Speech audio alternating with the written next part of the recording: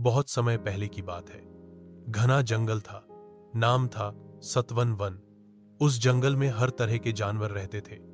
शेर, हाथी, हिरण, भालू, बंदर, मगरमच्छ, लोमड़ी, खरगोश और बहुत से पक्षी भी।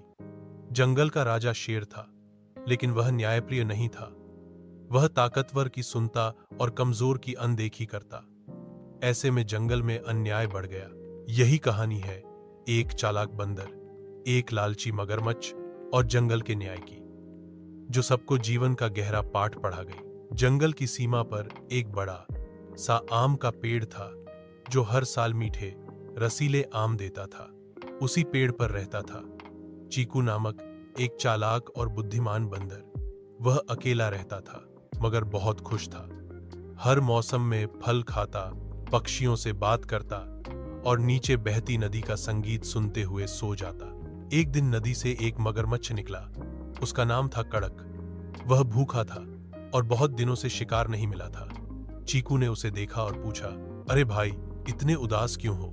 कड़क बोला, भूख से बुरा हाल है, कई दिनों से कुछ खाया नहीं। चीकू ने तुरंत एक आम तोड़ा और बोला, ये लो, ये जंगल के सबसे मीठे आम हैं। कड़क ने खाया और उसकी आंखें चमक उठीं।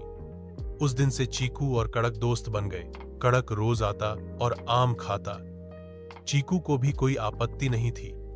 लेकिन एक दिन कड़क की पत्नी मारा ने पूछा, तू रोज कहां जाता है? इतना खुश क्यों रहता है? कड़क ने सारी बात बता दी। मारा बहुत लालची थी। वह बोली, अगर आम इतने मीठे हैं तो जरा सोचो, वो बंदर का दिल कितना मीठा होगा। हमें वो बंदर ही खाना चाहिए। कड़क डर गया। वो मेरा दोस्त है। मगर मारा ने उसे उकसाया, अगर तेरा दिल भी मीठा है तो एक बंदर की जान भी ले सकता है। कड़क अंदर से हिचकिचाया, लेकिन मारा की बातों में आ गया।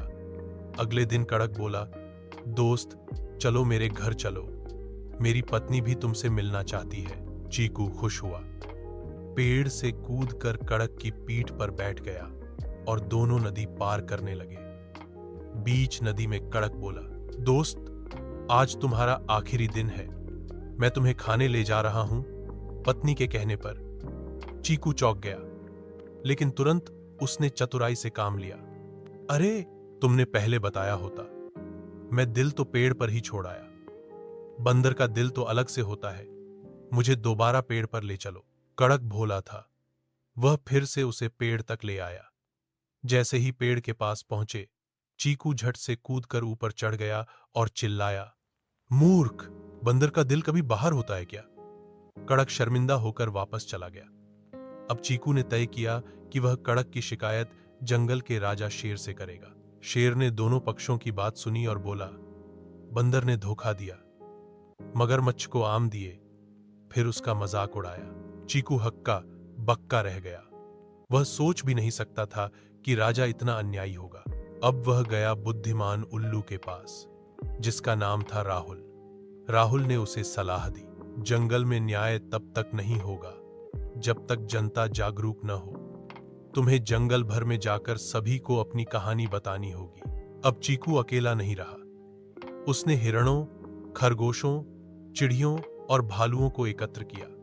सभी को समझाया कि अगर मगरमच्छ जैसा प्राणी बेगुनाह को खाने लगे और राजा साथ न दे तो जंगल में अराजकता फैल जाएगी। धीरे धीरे सब जानवर जागे।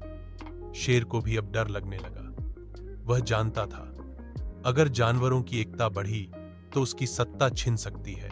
शेर ने एक सभा बुलाई। इस सभा में सब जानवर आए। चीकू ने पूरी कहानी विस्तार से सुनाई। राहुल उल्लू को न्यायाधीश बनाया गया। उसने पूछा, मगरमच्छ, क्या तुमने मित्र को धोखा नहीं दिया? कड़क ने सिर झुका लिया। राजा, क्या आपने एक तरफा निर्णय नहीं दिया? शेर भी शर्मिंदा हुआ। राहुल बोला, कानून सबके लिए एक है, चाहे शेर हो या चींटी। मगरमच्छ को नदी से 1 महीने के लिए बाहर किया जाएगा। राजा से उम्मीद है कि वह न्यायप्रियता सीखे। राजा शेर ने सबके सामने माफी मांगी और न्यायिक मंत्रिमंडल में उल्लू को सलाहकार नियुक्त किया।